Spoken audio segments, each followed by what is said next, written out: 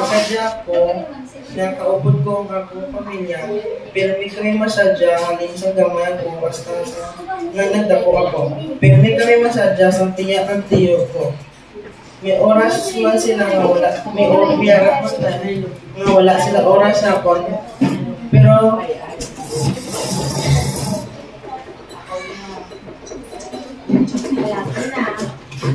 Pero maintindihan ko man sila kayo.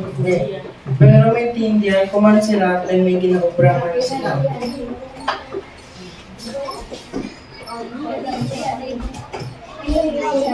Lalo na kinamama ko sa papa.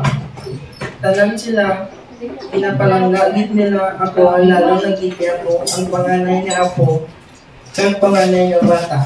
Wala man ako sang mangon, pero ginapangamuyo ko, pero may huwag ang mangot ko.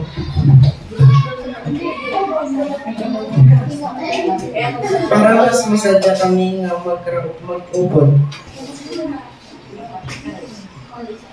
Disadi kung di ko masubok kay ginaakigan ako, balan ko man naman ako ginaakigan kay ako nakasala. Makasala ako sa pagkinikal ng wala disiplina, lalo na sa pagpumali ng mag-uot ako. Makasubwa ko lalo na sa napatay ang mangod ni Lola. Siya ang pinakamasayawan sa among tanan. Lalo na itong nadula siya ang buo ng mga pamilya.